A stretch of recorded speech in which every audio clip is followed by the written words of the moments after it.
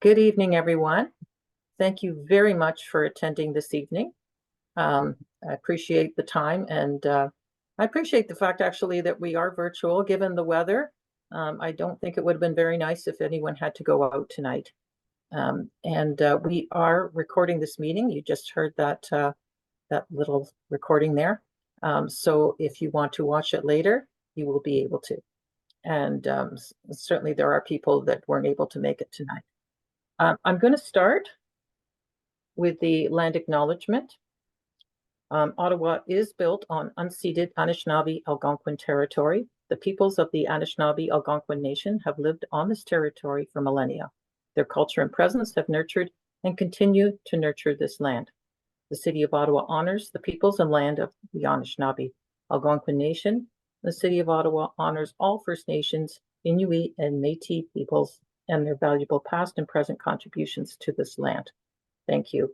And I appreciate we have a member of the Ontario Aboriginal Housing here with us tonight. I'm going to introduce, first of all, Brent Nickel, who's representing the First Unitarian Church. Okay, I'll pass it on to you, Brent. Thank you very much, Ms. Cavanaugh. Can you see my screen? Can you hear my voice? I'm sharing a screen. I don't know whether or not it's being shown.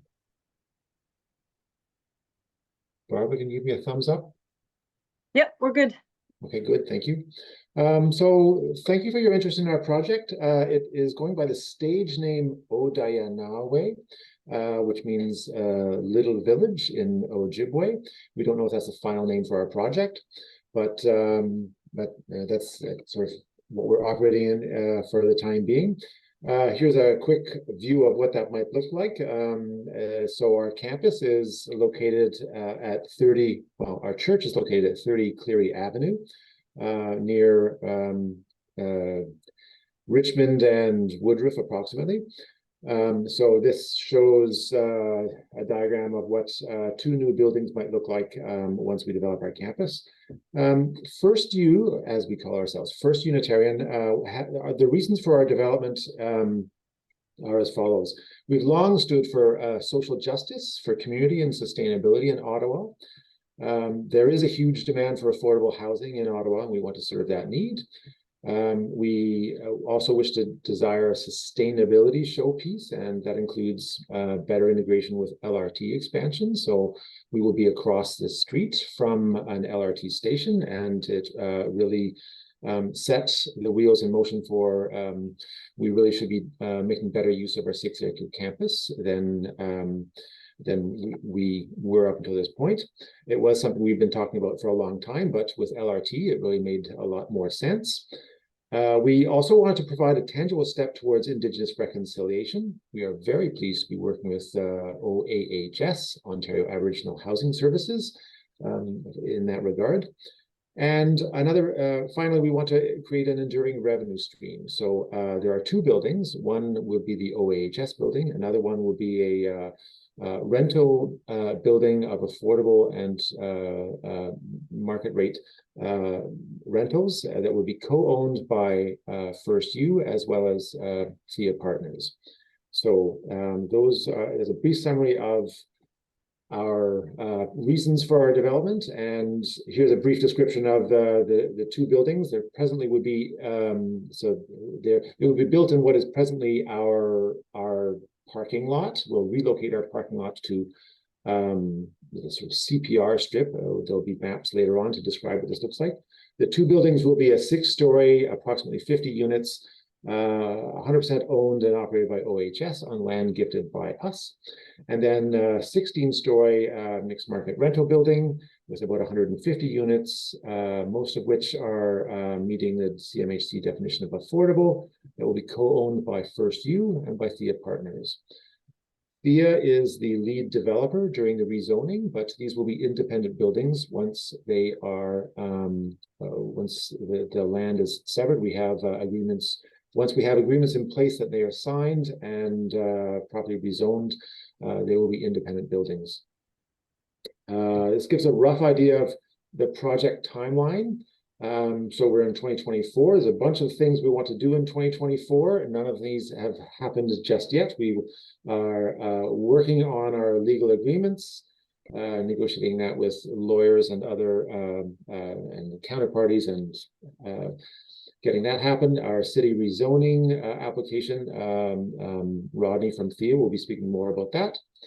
And then the actual land transfers. There will also be financing, putting finance applications in place, and then further design of the buildings and the site would happen in this year.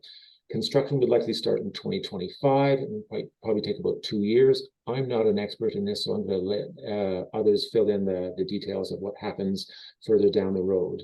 But there has been background of things that have gone on before this, and there's a brief description of what that timeline has looked like. So I would now pass the floor to Kathy Connor. I'm pleased Kathy is joining us from Ontario Aboriginal Housing Services. Kathy. Thank you very much, Brent. Morning, everyone. My name is Kathy Connor. As Brent said, I am the Senior Director of Housing Development for Ontario Aboriginal Housing. I just wanted to thank you all for having the opportunity to attend tonight, and I am here to answer any questions that you may have specific to our building and our intent for bringing affordable housing for urban Indigenous people to the City of Ottawa. I guess I would just like to briefly state that for those of you who are unfamiliar with Ontario Aboriginal Housing, we are the largest urban Indigenous not-for-profit in Canada, and we service all of Ontario. And I'm coming to you today or tonight from my hometown of Sault Ste. Marie, where our head office is located. Miigwech.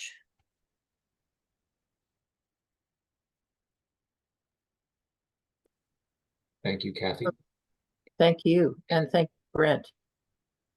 I think we're ready to move on to our representatives for the Thea Group.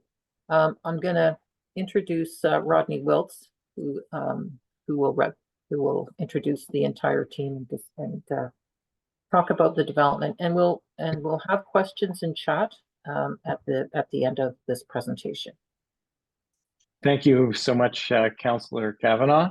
I know I'm certainly biased, but I'm ecstatic to be working on what I think is an amazing project. And you've already met a couple of our incredible partners, Ontario Aboriginal Housing Services and the First Unitarian Congregation, both doing great work. And so Thea Partners, I'm a partner in Thea Partners. We're a real estate development and renewable energy development company based here in Ottawa.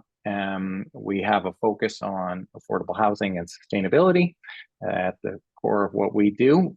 We've assembled a team that shares our values. So you're going to be hearing from two of them tonight. You'll be hearing from Roberto Campos with Figure Architects.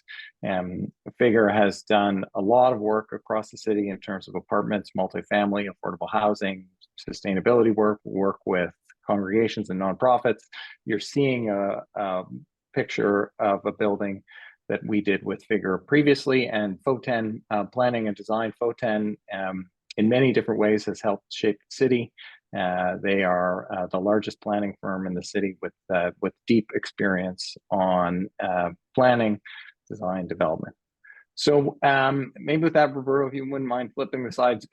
Brent did a really good job, I think, kind of introducing the objectives of the project. So I'm not going to spend a lot of time on this run. I'll just quickly reiterate that there were a series of objectives moving forward that are responding to what I think are some of the most critical issues facing the City of Ottawa, the country right now. We're in a housing crisis, and so the delivery of affordable housing was certainly one of the kind of key objectives. We're in a climate crisis, so creating a sustainability showpiece. We're going to talk about some of the things we're doing in and around sustainability. We wanted, as part of one of the objectives, was to provide a tangible step towards reconciliation and creating an enduring revenue stream, helping support First U to stay in the community long into the indefinite future. When we first started working on the project, this was the list that First U gave us that we had to achieve in terms of the objectives for the project. We thought that was a pretty lofty and ambitious list, but I actually think we've created a project that responds in a really meaningful fashion to all of those objectives.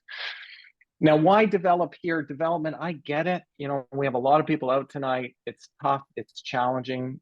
Change is difficult. It's a wonderful neighborhood. Change brings more people.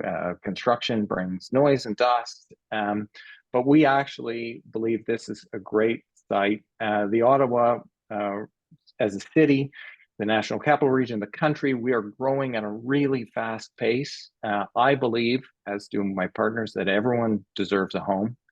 And so if everyone deserves a home and we're growing at a fast pace, there's only two options: to build up or to build out. And so choosing locations that are within the city, that are transit service, that are on asphalt parking lots instead of being on forests or farmlands, we think are the ideal choice. And so this is a great opportunity to be able to intensify existing asphalt parking lots, preserve trees, and lessen the pressure for sprawl in the surrounding areas, the forests and farmlands that surround Ottawa, and make the National Capital Region a great place to live. So with that, well, I think I'll talk. Oh no, we'll flip to the next slide. I think with that, I'm going to actually turn it over to Tyler with FOTEN, and Tyler is our planner. And so he's going to talk a little bit about the project timeline, what we've done to date, give you some color on the secondary plan, and tell you where we are in the process moving forward. So with that, I'm going to pass it over to you, Tyler. Great, thanks, Rodney. And I should also note I'm here with Brian Casagrande, partner at FOTEN, with me, backup if I need any. So to get on with the project timeline, we've already gone over it a little, but we'll go over it a little bit more. So the process leading up to our formally submitting of our planning applications, which ideally will be happening in the coming weeks. The process from a planning perspective began an engagement with the Unitarian stakeholders in the summer of 2022 through Charette. And our first pre-application meeting with city staff took place that fall to discuss very high concept plans for the site. In the summer of 2023, site tours were held with multiple groups, including community associations, counselors, and the partners on site. This would be the daycare, First Unitarians organization. Sorry. And as well last summer, we had our first public meeting in person. The weather was much nicer that day, where we looked at our initial concept plans for the site, which were revealed to the public on that day. Last fall, we had our second meeting with city staff, which included providing them with the drafts of all requested plans and studies. And based on that feedback, plans and studies were revised, we believe, to their satisfaction, and revisions to the proposed development were made and provided to staff this March. The proposal provided the city are the same that Roberta will be walking you through shortly. Thanks. Looking at the site context, I'm sure we are all pretty familiar with the site, but I just want to touch on a couple specific points that are important to the site as it relates to planning policy found in the official plan and the secondary plan. So first is the proximity of the site, which has already been mentioned, to the under construction rapid transit station.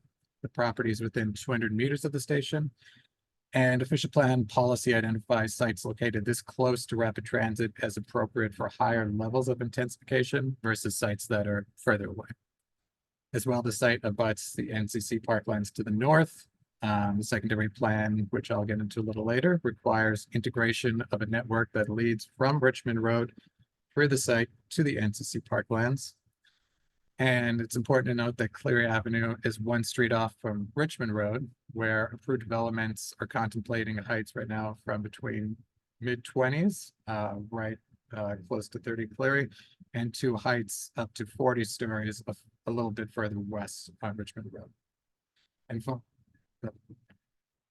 right, and moving on to the official plan. The site is located in the inner urban transect. Properties in this transect, which are strategically located near transit stations, are contemplated to evolve towards a more urban built form and pattern. Included in this is moving towards prioritizing alternative modes of transportation of automobiles. As noted earlier, properties that are located closer in proximity to rapid transit are also, of course, designated for higher levels of intensification. Within the interurban transit, the subject property is further, more specifically designated as a neighborhood with an evolving overlay. So the overlay indicates that the area is identified for greater levels of intensification. And typically neighborhood designated properties are limited to 4 stories in height. However, policies in the official plan provide for opportunities for greater heights and densities in areas that are A, already characterized by taller buildings, and B, in close proximity to rapid transit. So again, as noted earlier, the subject property meets both of these criteria. Turning to the secondary plan, the subject property is located in the Sherburne and New Orchard secondary plan area. Top right of your screen. The property is designated institutional mixed use, which establishes the fact that the property includes multiple uses, several of which provide service to the broader community. Important provisions within the designation is that building heights are limited to 16 stories, which is what we're proposing, must provide a 7.5 meter setback from abutting lot lines, and should, we'll stress this, generally provide a 30-meter transition zone, which we'll get into shortly. Next slide. We want to identify some key principles noted in the secondary plan, in addition to provisions on heights and setbacks. So the secondary plan looks to ensure development that provides a more urban experience with green spaces, walkability, and alternative modes of transportation as key features. Additionally, the secondary plan looks to provide development that is appropriate and compatible with the existing context, which is what we're looking to impart with you this evening. Next slide. So here we have the specific site policy that we are looking to amend. As noted earlier, the key provision that requires amending here is that future development must comprise a transition zone of generally 30 meters. We're looking to amend this provision for 2 reasons. First is that the term transition zone is not a defined term in any City of Ottawa policy document, not the plan, it's not the secondary plan, not in zoning. So we want to amend the policy so that we can codify the exact distance the development is from the abutting low-rise property. Second, the secondary plan has many competing policies. As we've already mentioned, the plan wants to maximize and retain green spaces, access to NCC lands, and provide development that is sympathetic to the established surrounding areas. The location of the buildings were chosen to retain the woodland buffer abutting the neighborhood properties to the west, as well as to retain the existing garden areas on site. Given those 2 constraints, as well as thorough input from First Unitarians in the daycare, the building location was chosen to achieve as many goals of the secondary plan as possible, and reducing the transition zone is necessary to achieve the broader goals of the development within the secondary plan area. Next slide. So as identified on this diagram here, the proposed high-rise, which is the bottom red square there, provides a 37-meter setback from the rear of the closest existing building to the tower.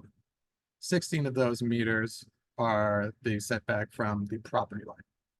So as I mentioned earlier, a transition zone definition is not established. So while we may believe that we are providing a transition zone that exceeds the required amount, we recognize that it could be understood that the transition zone has to be provided from the property line. In either event, I hope that this slide articulates that in practical terms, more than 30 meters in distance will be provided between the low-rise buildings and our high-rise building. Slide.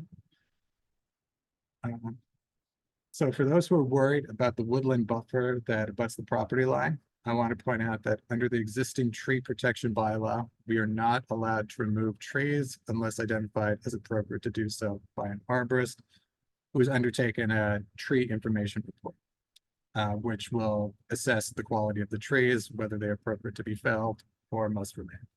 Only trees assessed to be in poor condition will be considered appropriate to be removed.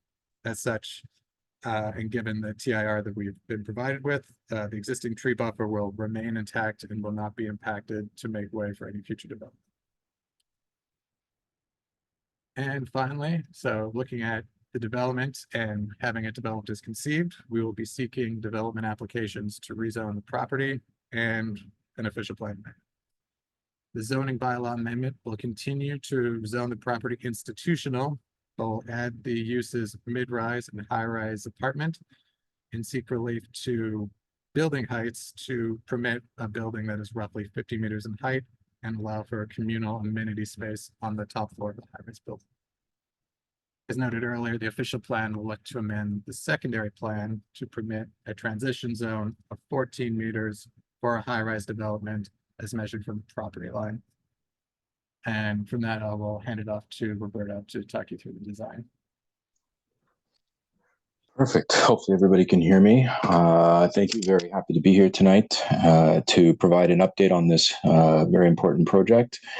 As I kind of identified at the beginning of this presentation, this is really an update of the project as we are today. I think certainly have taken a lot of feedback from community association, the neighbors that would include the River Parkway Children's Center and Unitarian House, and throughout all of those meetings, we've come away with six very strong points that we wanted to try to address. And so, one, maintain and preserve as many existing trees and vegetation as possible, as Tyler has also hinted at, specifically along the green buffer zone, which is number 2, maintain and improve that green buffer zone on the western edge as much as possible. So not only to maintain, but if we can improve on it, then we will.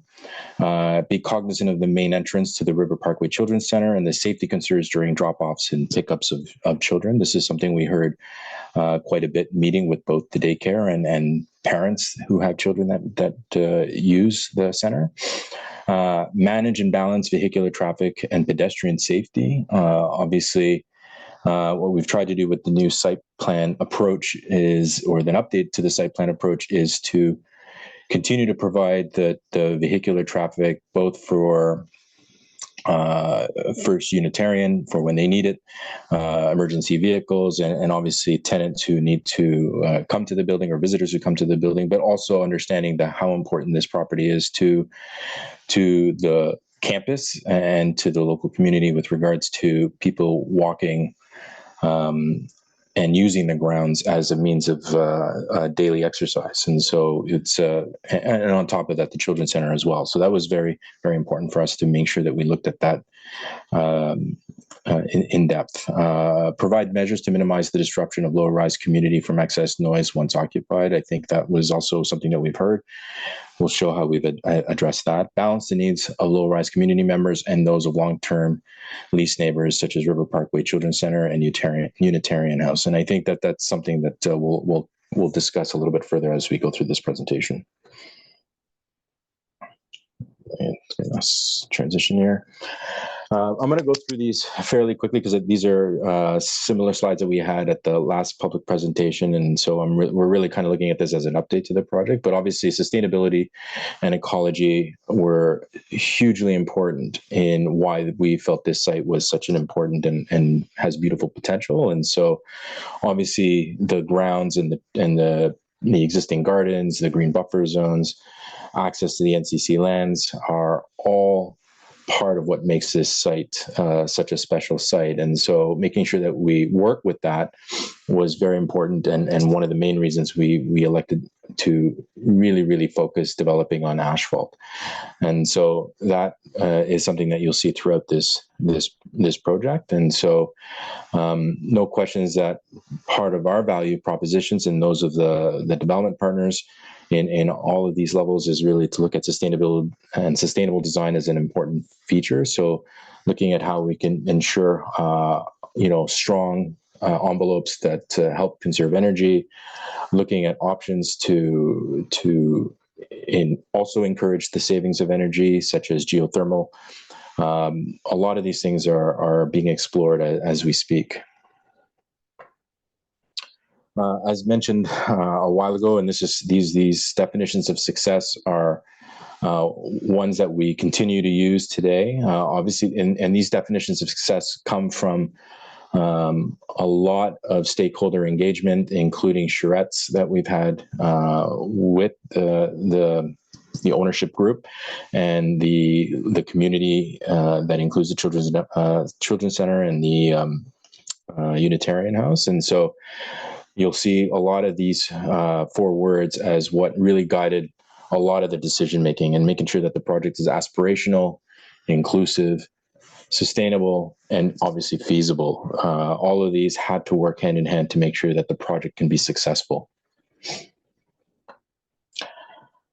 Existing and future site conditions. I think we all have to be very cognizant of what the campus is and what we are looking at trying to make sure we integrate well with. And so very important that we take cues from the existing modernist church, the gardens, obviously access to the NCC lands, and obviously the existing buildings that are on this campus as well. Not only the existing low rise to the west, but the neighbors that are also part of this campus who are not necessarily part of the ownership group.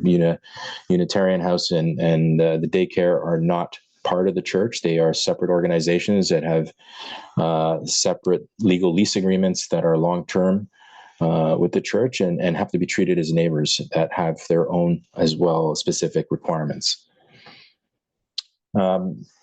This is a quick slide that we wanted to show that really kind of shows what we call the site influencers for the property. Obviously, we have a very irregular shape, 3 existing buildings, 2 of which, like as mentioned, are on long-term leases as independent neighbors, the daycare and Unitarian House, obviously the church, the existing meditation and memorial gardens, the setbacks that are required along the western buffer zone, existing buildings that are either finished construction or have been approved for future development, such as this one here, which is 24 stories, has been approved for 24, and as well as the Lehman Denture Center that's been approved for 9 stories. The other big site influencer that we looked at as something that also led to the decision as to why this project has gone the way it is obviously the existing water main lines that are running east to west along this line that really are a major factor to the project. You can also see the lease line that is inherent with the Unitarian House in this slide. Visiting the project and meeting with key stakeholders. As mentioned, these are just samples of drawings that were done by the community association, members of the community through from Children's Center, the Unitarian House, and obviously the congregation. That really kind of let them kind of focus on, okay, what would you do if you had these properties, knowing that these are your limitations, and we use these, as well as the multiple meetings that we had on site with the community association, obviously, and members of the community to the west, and not to mention the multiple meetings that we've had with members from city planning staff and the counselor's office. All of these come into effect with us taking feedback and understanding what some of the concerns are and how we can work together to ultimately come up with a plan that tries to balance everything out.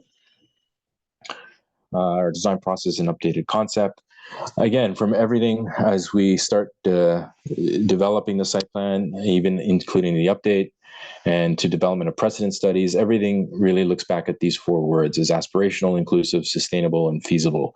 And so everything that we do, from the drawings to the modeling to our site explorations, our studies, everything has to always go back to these 4 important definitions of success for us.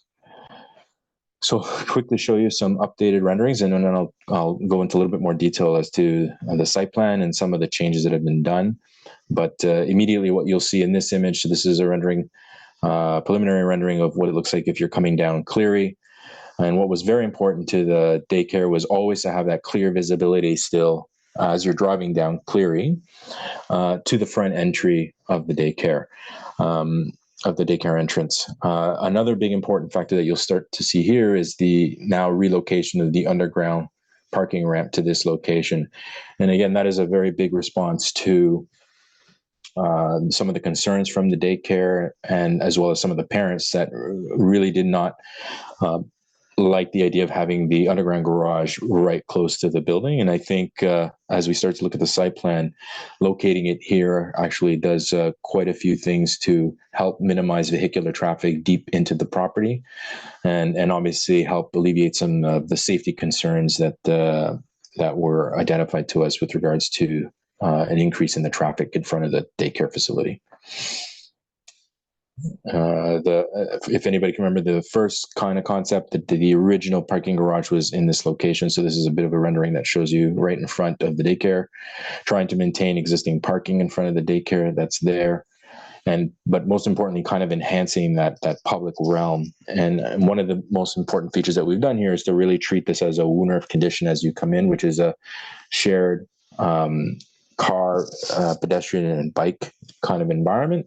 And reality is, it's actually a great way to reduce traffic speeds by doing it this way. And so, but we understand some of the concerns with regards to pedestrian safety, with especially some of the people living in the Unitarian house. And so in certain areas, we do have kind of a defined kind of pathways that can also be protected through street bollards, but still keeps it very, very open. This would be a view if you're coming from the LRT and the pedestrian walkway at where the old diner was, and that would eventually allow for a pedestrian walkthrough. So you would see the daycare on your left, and you can see the gardens, the church, and the two new buildings. There's a view at the shared drop-off entry point of both buildings. And again, part of the idea always was to try to maintain this as a very strong public realm and allow this to be very pedestrian friendly, and as well as closed off. Another reason to move the ramp to the other location is also to allow this to be able to be closed off during some dates during the summer, or whenever there's festivals that the church organization would like to also have, that they can close some of this off and actually have people only be used by pedestrians and visitors. Kind of a view if you're coming through the gardens. The bit of the public realm and pedestrian realm at the ground space between the two buildings. So this is kind of the pedestrian realm of the drop-off. As you can see, some of the features we look at is sustainability, is how we look at the building articulation as well, which is still very early on, and these are just kind of conceptual. As we get deeper into the phasing, we'll actually get more specific in building designs. These are purely conceptual. Some of the things that we obviously wanted to look at, which is why we're also wanting to see this, why we see this property as such a beautiful potential, is obviously that green buffer zone as well, and the green space that's surrounding these lands. And so here's a view of the mid-rise building, the OHS building, with the green buffer zone over here. This setback has been increased from the initial 7.5 meters, I think, to 10.5 meters. So it's been increased an additional 3 meters. And the only really integration that we would be doing here is almost like a marsh style little boardwalk to allow people to use that as part of their public engagement with the green space. This is a view looking south, near the naturalized play park. This is a new view that we've included with the buffer zone. Looking south, you can see the daycare in the background, and how we want to really maintain all of this. This is really why what is so special about these lands is not just the gardens in the middle, but also the surrounding green space. So an updated site plan. So again, one of the big things that we've done is to relocate the parking garage ramp to this location. What we've also provided here is some temporary garbage enclosures that would be here. To be very clear, both buildings have dedicated internal garbage rooms where the garbage it will remain. And the idea is that on the days of garbage pickup, maintenance staff would pull out the garbage either through the ramp or as it gets picked up and gets picked up. So this is not a permanent garbage space. This is not where everybody goes to drop off their garbage and encourage the potential for rodents or anything like that. It's very rare now that with any ward that we actually have outdoor garbage spaces, unless it's a very, very small building. So both buildings have internalized controlled garbage rooms specifically to each building. As you can see, the layout, what this has done by removing the underground parking garage here, it's allowed us to make sure that we maintain this pedestrian-friendly realm in front of the daycare. In the next slide, we'll show some of the guidance that kind of allowed for that. We're showing some potential community garden boxes that can be used. And again, the gray kind of zone shows the extent of those kind of WUNRF style paving treatments. And the idea is that as you come from, let's say, the LRT and you make your way through the property, eventually you can make your way either through this WUNRF style environment, or you can make your way through the existing gardens as it leads you to the church, or as it leads you continuously further north to the kids park, and eventually connecting to the NCC green space. Again, part of the update is also to increase setbacks. It's an additional 3 meters here, and I believe we've increased an additional 1.5 meters on this. And it's all, like, as I mentioned in one of the criteria that we had to look at, is balancing the needs of everyone as much as we can, of all the neighbors, and including River Parkway and Unitarian House, who ideally would like to push the building further west, but we understand the existing low-rise neighborhood to the west would like to push it further east, and so it's always a bit of a balance to make sure that we can provide what we need. As you can see, we're fairly tight. This drive aisle is really there to provide, width is minimum 6 meters to provide that emergency vehicle requirement, as well as drop off. You can see we've got very minimal space between that, just a small little sidewalk, which is why we like that WUNRF kind of experience, because it opens it up a lot more. But we're fairly tight as we can to try to protect green space here, and still provide all of the operational requirements to make the property work as well. Next slide will kind of show you exactly some of these major changes. You can see this, as we said here, always wanting to maintain this line here with how far east this building can go, and still making sure that the entry to the daycare and the pedestrian realm of the daycare is strongly kept. Obviously, moving the parking garage ramp to here is one of those big changes. The introduction of the WUNRF experience as a major part of the landscape feature.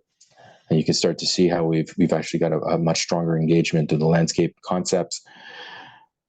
Obviously, the increase in setbacks here from an additional 3 meters, 10.5 meters for the OHS building from 7.5, and as well as the increase here of this building by, I believe, another 1.5 meters to ensure that this green buffer zone is maintained and or improved on.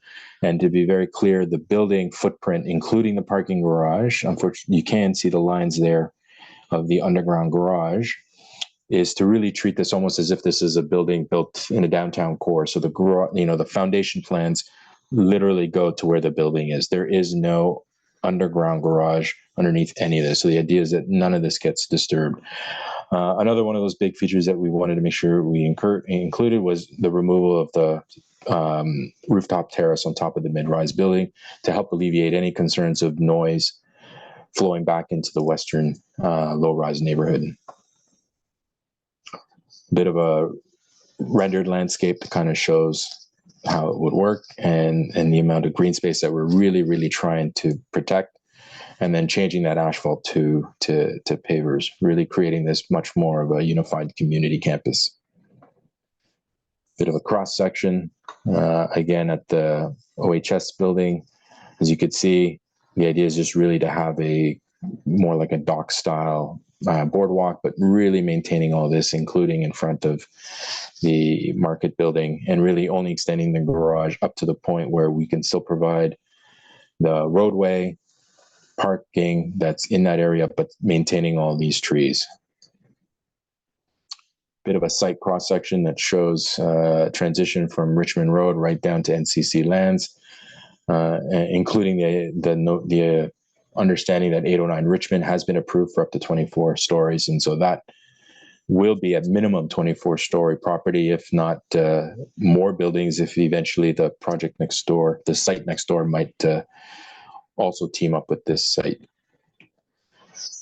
Last slide, really kind of just to kind of show we did look at the parking garage ramp. What you don't see here in this presentation is the pages and pages and pages of drawings and drawings and drawings and sketches and studies that our team with the development team and FOTEN's team and the clients have worked on over the last 2+ years, that really show why we've arrived at these locations. It wasn't that this is the first and only concept. Like, we've been working various approaches to try to make this work as best we can, including the location of the parking ramp. As you know, the first kind of concept looked at it here, that created a significant amount of concerns for the daycare.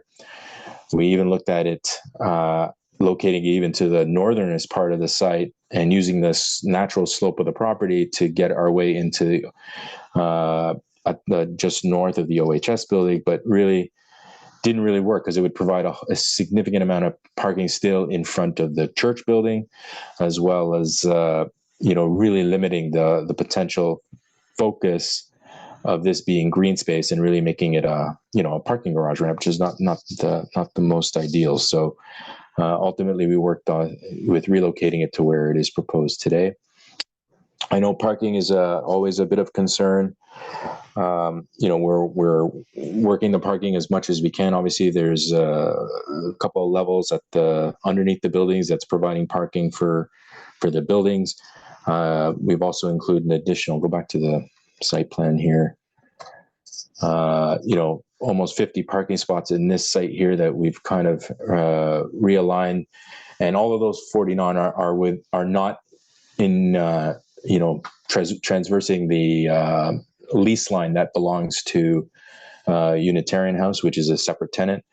So all of this is within the grounds that is under control of First Unitarian, including 11 here, 10 here. We've maintained 5 spots directly in front of the daycare that's really there to support them during the week. Obviously, Saturdays and Sundays can be used up by the First Unitarian for their uses as well, plus the underground garage. But I think what's also important to know is that within 5 to 10 minute walk, which both Rodney and I actually did the walk and walked around all of these neighborhoods and started doing a study of car spots based on the City of Ottawa standards, and where there is actually allowable street parking by the city, is within 600 meters in 5 to 10 minutes, you get well over 275 parking spots available within 5 minutes of the site. So it's parking is always a difficult discussion. It's either there's way too much of it or not enough of it.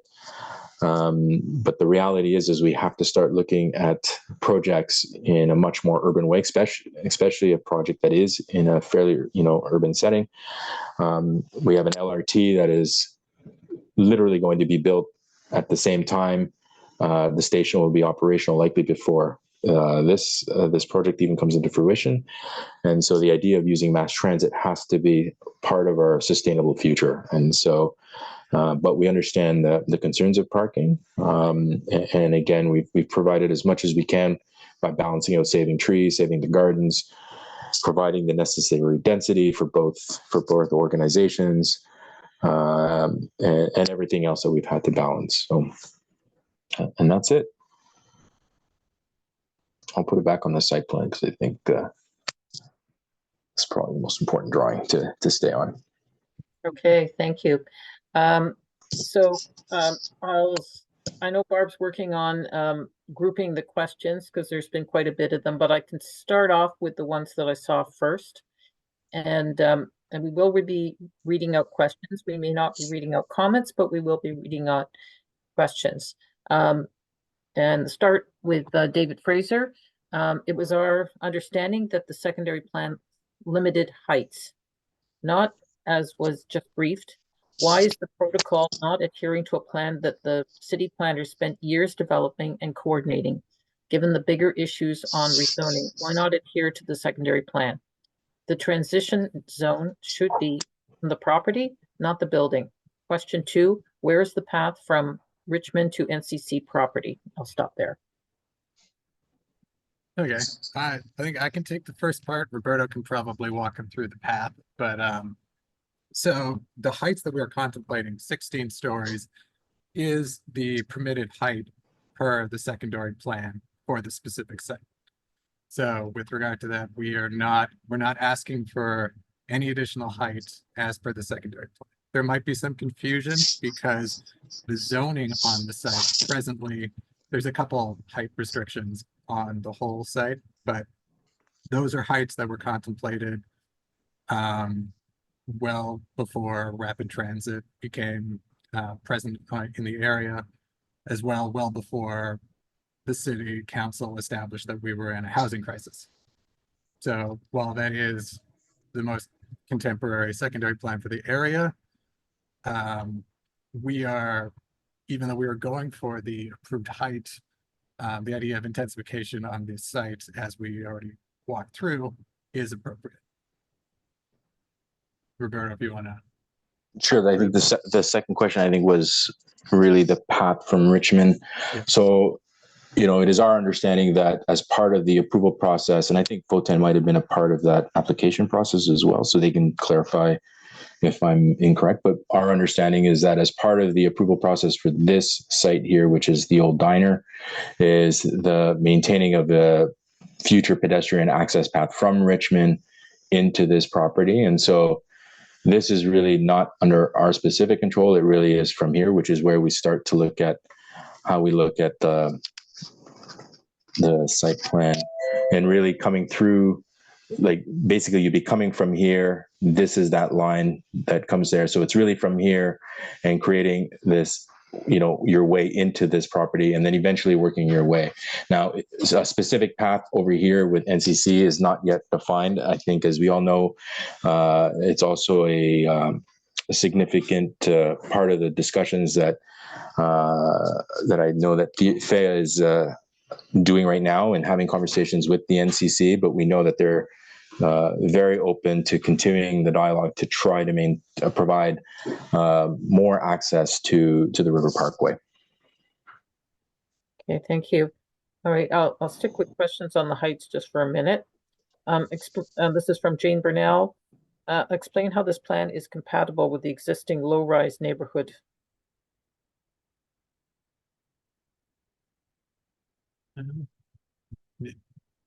Roberto, maybe you want to talk to the design of the building. I can talk about transitions and that sort of thing, but. Sure. Like, I think, what's important for us is, at the end of the day, we are building a 16-story building. That we're not going to hide that. Like, it's 16 stories and 6 stories on the low rise or the mid-rise building. Those are what's ultimately permitted under the secondary plan, as Tyler has mentioned. Our big focus at that point is how do we try to, as I mentioned before, try to balance all the needs, including that of the neighbors. And one of the big ones was how do we maintain that buffer zone? How do we make sure that green space and that sense of green separation between this property and those western neighbors is maintained? And I think part of what we've had to do is obviously trying to move the building as much as we can to the east, but knowing that we still have to provide everything else that we need to provide, from fire truck access and ambulance and emergency vehicle requirements to absolutely protecting these gardens. It's utterly important that we have to protect as much green space as possible, which at the end of the day we have. In fact, I think we've provided more green space at the end and certainly have eliminated a significant amount of asphalt. So the challenge is ultimately, I understand, yes, we have a 16-story building and a 6-story building, and but that's what's also provided, and we have to start looking at these as the most sustainable way of developing these properties. And so again, through discussions, through step backs, on this building specifically, as much as we can to try to balance out the needs of those Western properties, the daycare, the gardens, the church, the Unitarian house, the everyday requirements of emergency vehicle access, parking, all of these things have to be balanced out. Thank you. I think this is a similar question from Rod Pike. Do the measurements reflect the current houses in Aylen?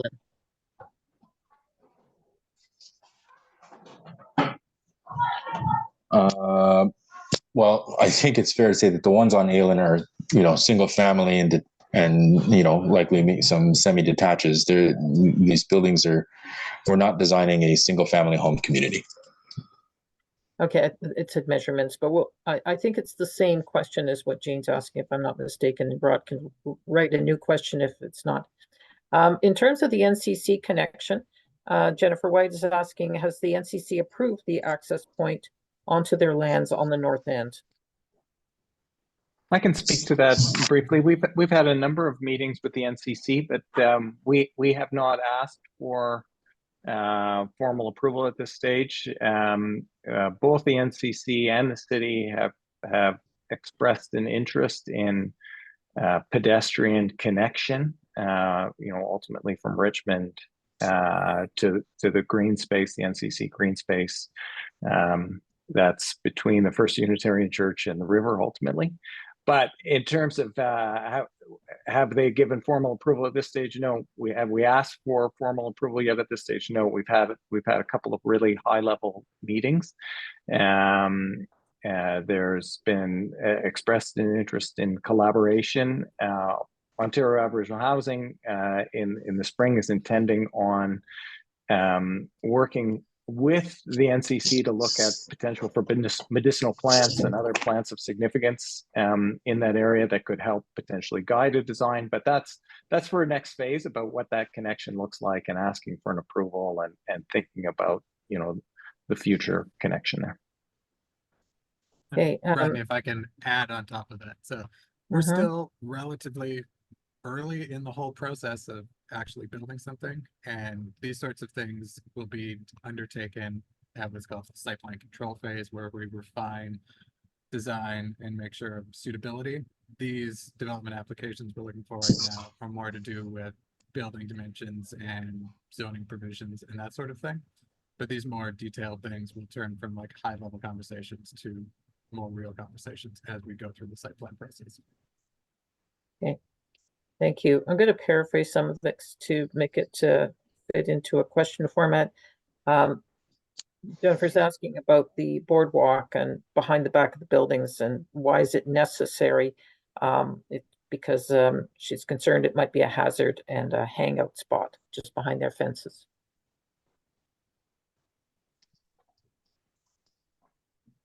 And I'll go back. Sorry here. Here we go. I think in the end, we also wanted to provide interesting ways for the, I guess, the members of, let's say, Unitarian House and the congregation to also use these lands as well, to be able to experience the green space and to provide them alternate means of seeing the really, really, really great, amazing green space that's around in this property, right? So I think by putting in the boardwalk, it's a really minimal experience. I think you'll see that we haven't actually provided any specific meeting areas. There's no picnic tables. There's no, big amenity areas in those spaces. I think that was very important. I think with regards to what's behind this building, we need to provide a pathway for sure. We have emergency exits that have to come out of this building. On this specific building, the way it's been has been laid out, and so we have to be able to provide at least clear passive exits. That's a building code requirement. And so that's what's been provided here with, as opposed to necessarily a boardwalk, which is different on the behind the OHS building. But I don't think we're really all that concerned that that this is going to be a place, you know, you've got a lot of eyes on you with residences here. You know, I think that this is not really a big concern. Okay, thank you. Jean Bernal's asking about the pathway, but I think we're talking about the NCC pathway, which will be regulated by the NCC. So I'm going to move on to the next question. Grace, given that the site is next to beautiful walking paths along the river, why do we need a boardwalk behind the building? I guess you've already discussed that, so we won't go into it again. Oops, just a second. Jackie's asking, does this plan take into account consideration for NCC bike pedestrian pathway just east of the campus from Cleary, Richmond Road under the parkway to the river? Why do we need two paths for cyclists? Actually, they're not encouraging cyclists on the east-west path, if I'm not mistaken, on the south side of the parkway. It will only be on the north side. And just to add to that, we're not doing this, well, and we're doing this to provide great design, but this is also a provision within the secondary plan to provide this path. So it is the city's understanding that this is a necessary feature. Okay, thank you. Jennifer's asking that from the buildings, it is not a plain reading of the secondary plan language. Is there any precedent for this developer's alternative interpretation? I'm not exactly sure what they're getting at. They're probably getting at the transition zone, because as I said, this was, even within our own office, the interpretation of this provision that we noted earlier was up for debate. Brian and I, when we first looked at this, we both had two separate interpretations. And I would say, no, there is no precedent for this, because as far as my reading of the official plan, this secondary plan, any secondary plan in Ottawa, I've never seen this term before, which is probably why it's not defined anywhere. So we understand there are certain different interpretations, but Brian, I see you popped up on screen. Did you have something to add? Yeah, I just wanted to say that I don't think there's any dispute on our end about whether this needs to be addressed. So, you know, we're taking the conservative approach with the application, and we're seeking to amend the secondary plan and that provision specifically. And I think, you know, I assume there's some other questions about this later on, but I think it bears saying a couple of things. So firstly, when secondary plans are done, they don't usually have the benefit of zooming in on one specific site very closely. They're looking at a large swath of land. And as a result, they don't often understand certain limitations and opportunities site by site, which is why there is an opportunity in the Planning Act to amend secondary plans, among other reasons, like changes in official plan policies and changes in provincial policies, all of which actually would advocate and augur in line with what's being proposed here. I think the perspective of a planner, and Tyler and I, when we look at this site, is to say, okay, we've got a site that it allows a certain amount of height and density and development. Where best to put that, and where best to do it in a way that is, you know, good planning for the community abroad and is sensitive relative to the impacts that it might have on adjacent properties. And when we looked at this, we said, well, you know, there's clearly two mature sort of vegetated areas that we want to try and preserve and respect. And at the end of the day, we've tried to push these buildings as far east as possible without eliminating those gardens. But the strict interpretation of the policy would actually allow built form 7.5 meters off of the property line. And then after 30 meters from the property line, you could have a series of 16-story towers, you know, provided you could fit them on the property. And I could see that being viable for at least 3 of them, possibly 4. So in the end, I hope that the residents will look at this and see the benefits of what we're preserving, and see the fact that the 6-story building is a fact in my view, establishing the built form on that part of the property potentially for the next 50 years or longer. All that to say, there won't be more height and density being provided there. So you've got one 16-story element in one part of the property that the community may see as a little closer than they had envisioned through the secondary plan, but everything else isn't. And so on balance, we think this is really addressing the intent of the secondary plan direction and certainly the intent of the official plan policies. Okay, thank you.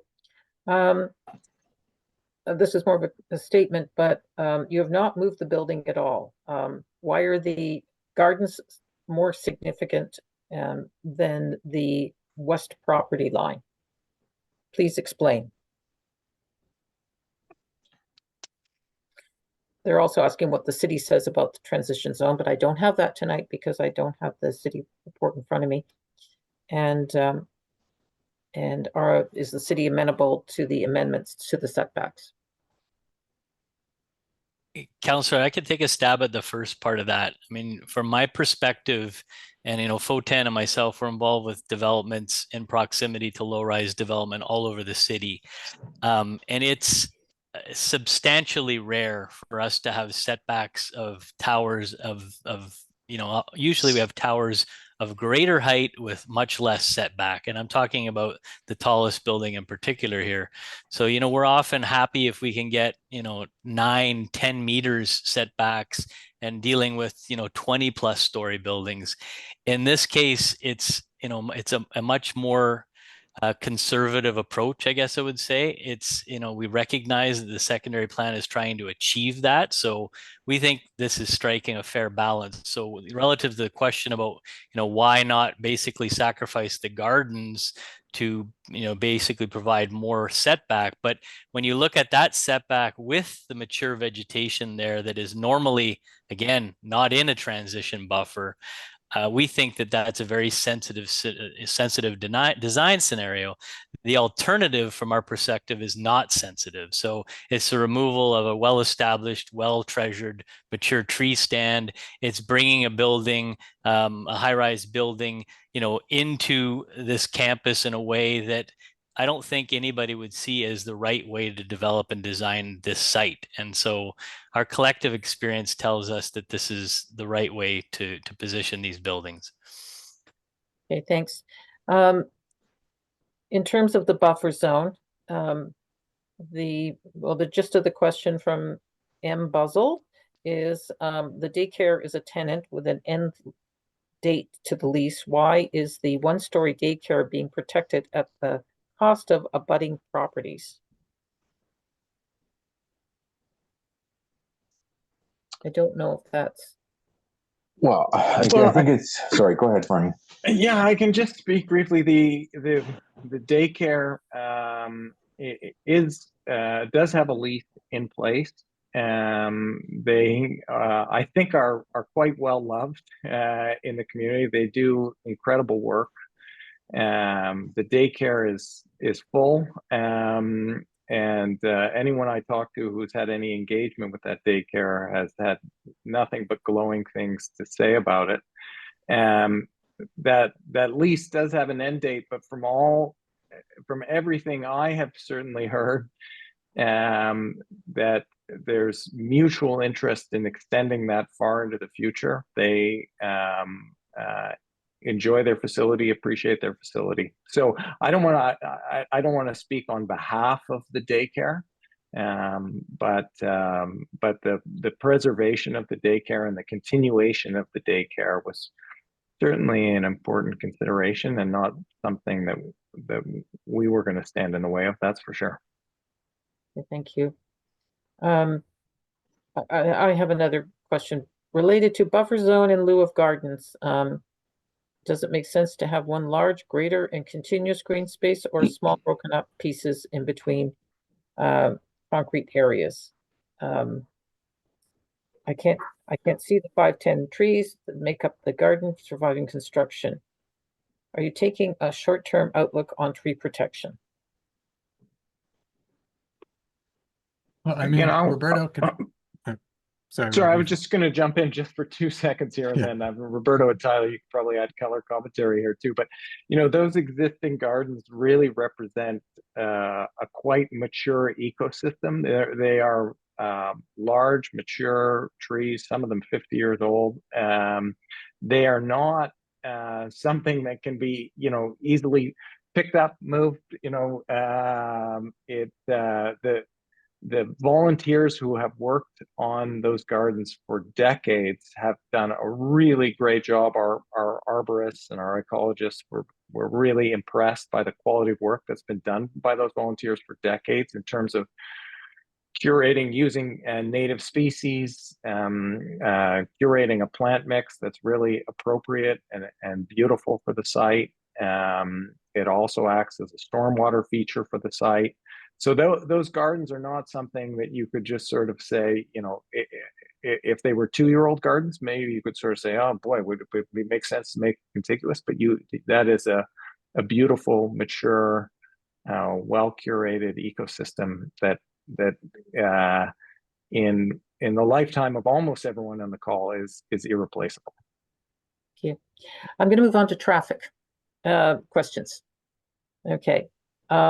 What about Cleary Road and the increased traffic? What are the specifics?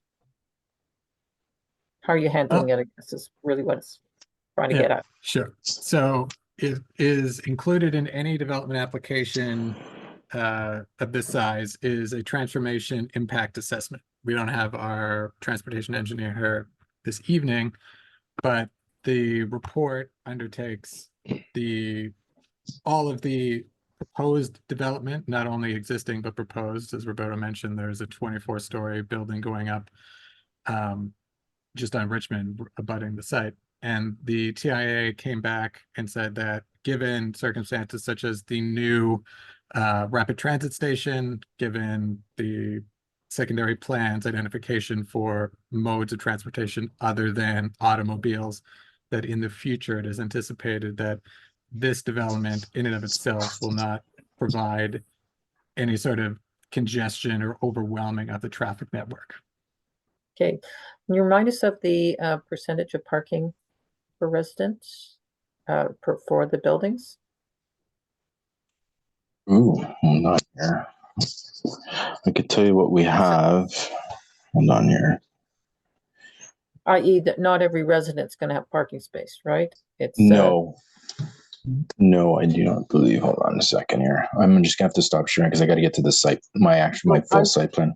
Don't worry. I just got a note from Barb saying that that's the next section, so you can look it up. But I'll just continue to ask about traffic.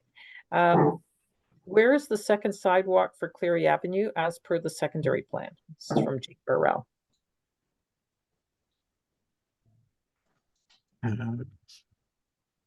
Roberto, if you want to bring the site plan back up once you get back. Yeah, of course. Or I'll share here.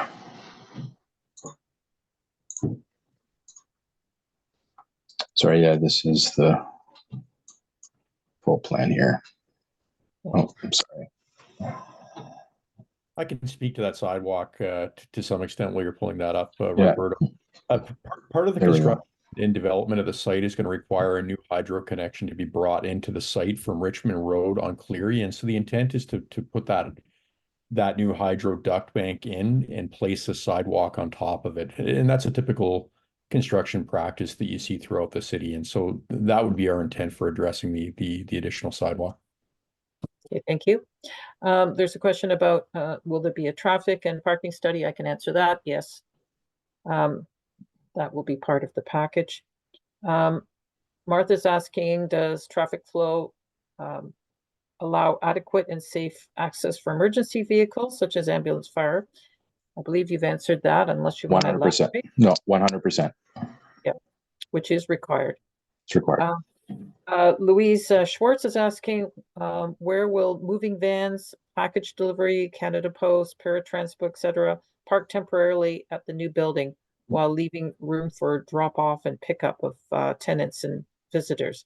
Has there been an assessment of whether large, long food delivery or van regularly delivering at the Unitarian House will be able to exit safely on the curving new road? Or will it need to back out when leaving the north facing load ramp at the far west of the Unitarian House? Well, I would say anything related to drop off to Unitarian House or First U in this area has not been touched. Like nothing here, with the exception, in fact, we've actually made it a little bit wider. You can see the old existing paving lines. We've actually made this a little bit wider, but all of this in here has remained exactly the same. If anything, we've increased the width of these to maintain, to allow for actually requirements for emergency vehicle services to come through here. So none of this would ever be affected. With regards to Canada Post, there's certainly a large drop off here. We don't expect this to be, full of cars every, like as if this was a main public street. I think part of what we're trying to do by moving the underground parking garage here is that any tenants who actually park in these buildings actually don't have to drive into this area. They actually can go straight right in or right off of Cleary. So I think that's one of the big things that we did to try to really alleviate significant amounts of traffic flow coming through this property here. But with regards to moving vehicles or drop-offs, I think, or Canada Post, it really is. We have a fairly decent drop-off right in front of both buildings. We can always look at some of these, a couple of these parking spots being reserved here and there for as part of the visitor conditions for, let's say, move-in days. We don't have a specific move-in loading dock. We don't have loading docks for these buildings at all. It's actually not something we necessarily provide for projects at this scale. Usually it's much bigger developments that we actually start looking at, actually drive-in move-in rooms, but not for these. Thanks. The next questions are on parking, and I asked about the ratios if you have it. But there's also please tell me no one will be permitted to park on the adjacent streets overnight. That is under the cities, not under this application, and that is something that can be discussed with the community directly. You can change the parking with a petition, having 2/3 of the residents deciding how they want to change the parking, keeping in mind that that includes themselves. So sorry, if I can give you, so right now for the amount of units, let's say in this building, so they're the ones who are really having this building here, the market building, the high rise is really what has the access to the underground garage. And so in total, there's about 111 spots dedicated for this building for the tenant use, and then another, I believe, 30 in the calculation that's being used reserved for visitor parking. And then for OHS, there's 14. So the ratio for this building, as far as tenants is concerned, is about 0.75, if I recall. Okay, which is actually fairly high. It is fairly high. We are in Area Z. Have 0.5 usually. Okay, thank you. And what about the church parking? People who are coming to the church, which is also used as a synagogue, where are they going to park with this plan? So right now we've maintained all the parking that's here. As mentioned, there's already 30 spots that have been dedicated, I guess identified as parking for visitor, but there's 49 that's available here and another 11 here, plus the existing 21 that's here. So we actually feel that there's quite a bit of parking to be used. Obviously, these 5 spots during the weekends is not something that's would be heavily used by the daycare, and it is available to be used, should be available to be used by the church. Again, I think part of it is when we start looking at these urban projects, is that we got to start looking at more innovative ways of sharing parking when they're actually really needed. If not, you're going to end up with a lot of large parking lots that are empty for 95% of the week, which is not great for sustainability at all, when they could be used by someone else. And so again, do we anticipate 30 visitors? at one time always being used. The reality is no, it's not, but we're going to provide it as the requirement. But certainly the parking, the idea is that a lot of these spaces are going to be shared, but like I said, there's 49 here, 11 here, and another 21 here. Okay. I'm being asked if the city will support providing parking bylaws that are against non-residents. No, parking is for everyone. If you ban parking, it also bans everyone. There's no segregation of parking. You can't have it so that the people in the neighborhood can park, but no one else. It's just not possible to identify it. And we do not use a permit system unless there's nowhere else to park for someone's car. It's only used downtown. It's not used in Bay Ward at all. So, so that is, if you want to take parking off your streets, you can do that. That means that's for everyone. Okay.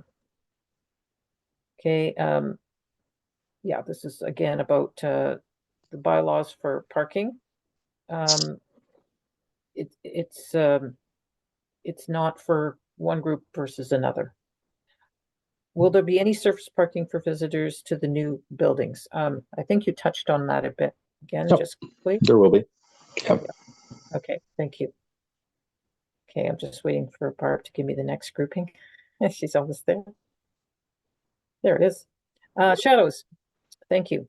Has a shadow impact study and wind tunnel study been undertaken? Yes, 100%. We have done a very comprehensive shadow analysis as required by the City of Ottawa's guidelines. It's about 47 pages long. I think what's very important to understand is actually that where we've located these buildings actually provides the least amount of impact on the neighbors because of where the sun is actually coming from. And so a significant portion of the shadows, I would say most of the shadows are actually, with the exception of maybe in the summertime, early in the morning, will the shadows actually kind of head a little bit in this direction. But by 9:30, 10 o'clock, they're already heading this way, and due north is in this angle. So the shadows ultimately by 10 o'clock to midday start to travel this way.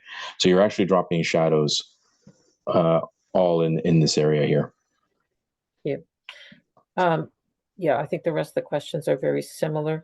In terms of amenities, will there be any designated recreation meeting area for OHS building? Because there's no balconies or rooftop, as I understand. Yeah, there's an indoor amenity space on the ground floor that maybe I can go back to the rendering here. Actually, it would be in this corner here. So it has clear view directly to the NCC tree lines, as well as an outdoor amenity space that's right here, just in front of this. Go back to the site plan. So right here, outdoor.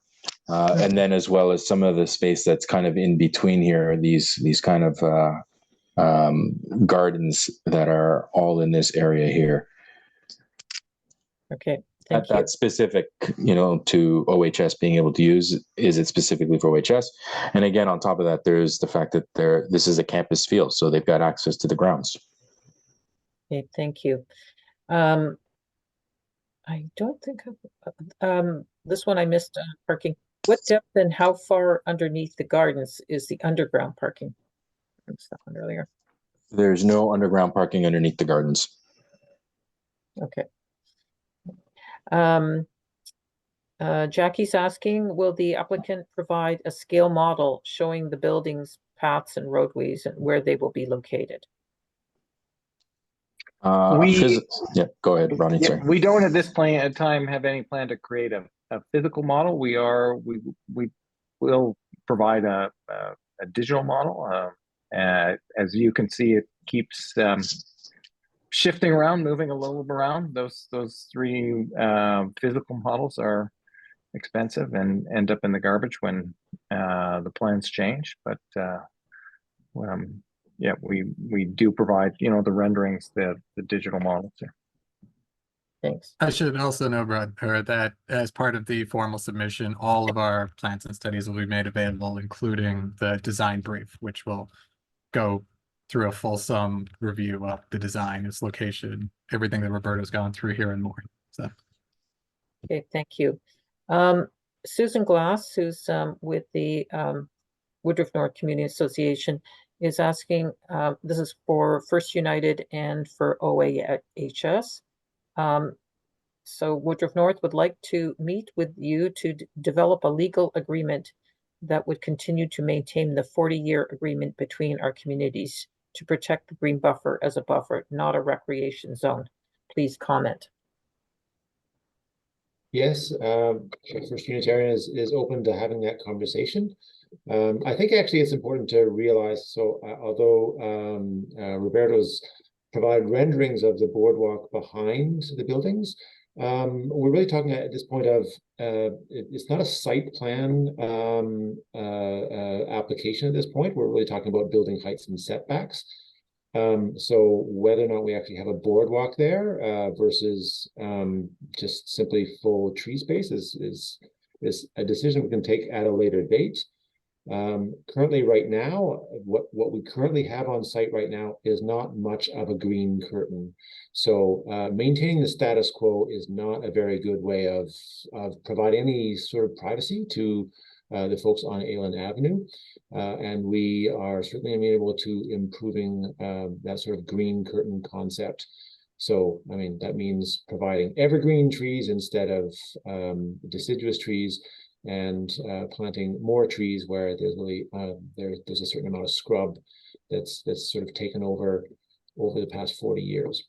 This is not going to be our conversation alone, though. This would be OAHS property, so I think actually we welcome having that conversation at some point.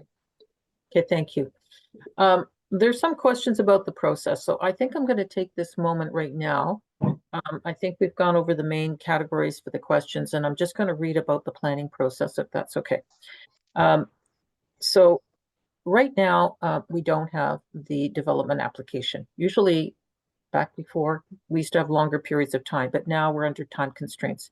And we're doing this, and you'll note that there's no city staff here because it is not an application that has been had a report written on it and has been approved.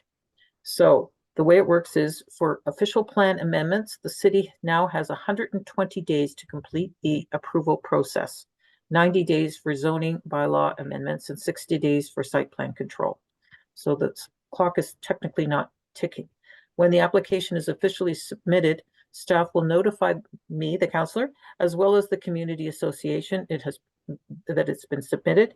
Everyone has 14 days to submit comments on the application. Now, we don't expect any drastic changes, but I don't know because the city hasn't given me what their report is. At that time, the application will have a sign up on site to also let residents in the area know of the application. And staff will work on their report on the application, which includes examining residents' comments as well as the community association. So comments are integrated into the report. Once the staff report is ready for recommendations for committee, notice of the meeting of the Planning and Housing Committee will be issued 10 days before the committee meeting. And this is when I sit on, I get all the information. So this is the process that we do for all applicants. At that point, residents and community associations will have 10 days to review the report, and if they would like, submit comments to committee or make delegations at the committee or both. Committee will meet to discuss the application and staff report and hear delegations. And delegations means members of the community. Also, the applicant can make a delegation. At committee, members vote on the report and recommendations from staff. Generally speaking, staff would provide their recommendations to either support or reject the application and offer their planning rationales for why, as well as residents' comments. So they do address the residents' comments. And I have seen it's not often, but I have seen one rejected at least. Once the committee has made a decision to support or reject the report from staff, the report application goes to council for a final decision. So it's two votes. One at the committee, one at council. Since city council may agree, amend, or overturn the recommendations of the committee, community associations are encouraged to monitor the development application up to and including consideration of the matter by city council. The city clerk advises the applicant at of council's decision. Anyone who requested to be notified or who made oral or written submission at the committee will be notified of the adoption of the amendment by city council within 15 days of the council passage of the bylaw. And they have 20 days to submit an appeal to the Ontario Land Tribunal. So that is the higher up, and that is at the Ontario level. I feel all of a sudden like Jeff Leeper because he reads this every week or every meeting at Planning and Housing Committee. And I believe he's with us tonight, who's the chair of the Planning and Housing Committee and our neighbor next to Bay Ward. I'll just give you another bit of information in terms of general questions that we've received in the past. Information on property values.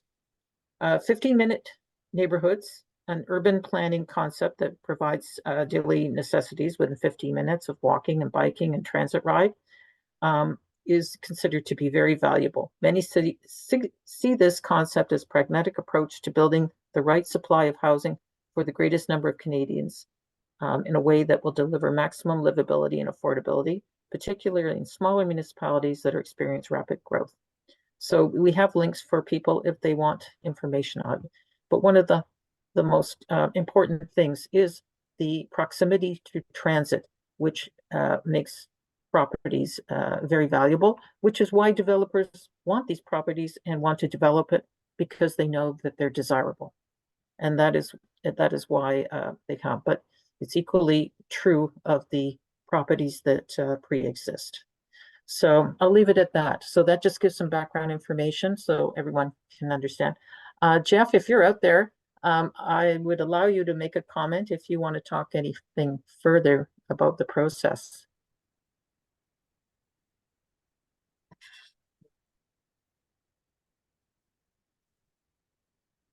I put him on the spot.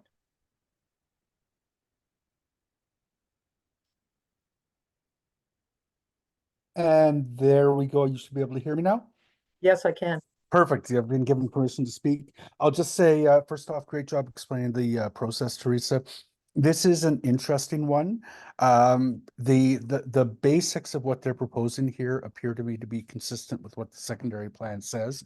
There's going to be some questions around the distance for the two buildings from the property line that is on the west. I think that will be the critical issue with which council is going to be dealing. I'm sorry, I missed the parking ratios, but it sounds like there is lots of parking being made available here. So it'll be an interesting discussion, and I'm looking forward to seeing how it evolves over the next several weeks. With that, caveat that from what I'm seeing here, there are some very particular issues with which council will need to deal, but this is not an unexpected kind of development for a lot that is this big in such immediate proximity to a transit station. Okay, thanks, Jeff, and thank you for your comments. I have one more question that is not in the previous categories, and that's from Jackie, and it's about the access from the Christie's access. Since it's no longer to be needed by stage 2, this is the detour because Cleary is closed while they're building that point at the stage 2 turn as it comes towards Byron.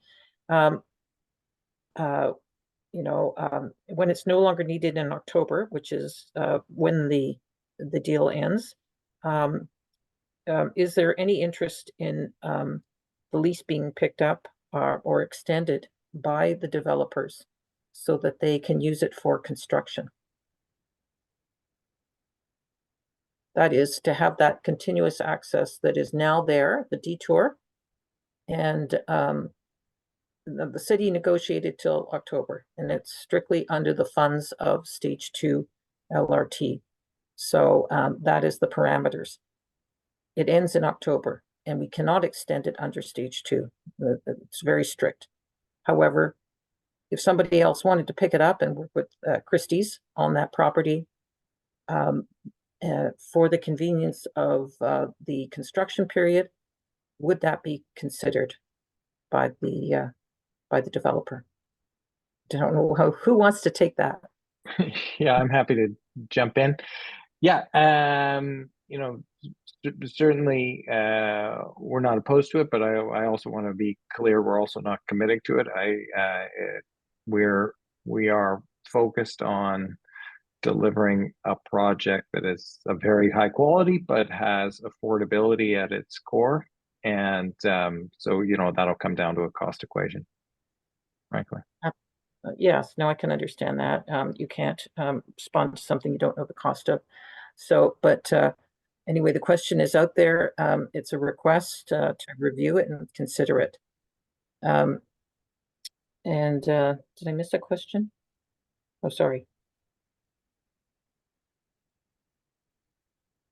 Can someone identify where Cleary starts and ends within the property? Is that the question you're?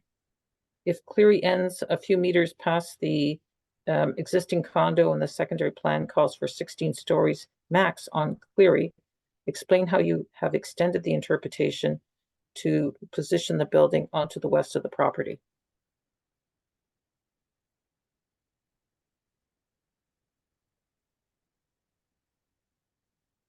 I can take a stab at that, Councillor. Tyler can correct me if I'm wrong because I don't have this in front of me, but typically with secondary plans, they have a designation on a map. And so that designation will then relate to policies. So when this designation says, for example, 16 stories, then we look to the well, first we look at the map. We say, what's the property that's being identified in the map? And then we look to the descriptor. Now, in this case, it's got one address, the entire property. So regardless of the fact that elements might be between here and where the proposed development's going to be happening, from the planning perspective, the entire property benefits from the same policy. Okay, thank you. Okay, this is the last question, and it's from Louise Schwartz, and it's regards to a new second sidewalk that we talked about already. Along the south side of Cleary, next to the Unitarian House, the existing Unitarian House gardens, will they be removed? I guess that was the concern. Gotcha. Yeah, no, it's a great question. I mean, to be clear, we haven't hit that level of design yet to understand exactly what the requirements are for putting that sidewalk and that hydro duct bank in that location. But the intent is to try and maintain as much of the existing green space that's along that location. But the intent would be put that sidewalk on top of that duct bank that would be on the south side of Cleary Avenue coming into the project site. Yeah, thank you. One last question. This one's really the last question. Jackie's asking, what is the cost of constructing the two buildings, including fees, etc.?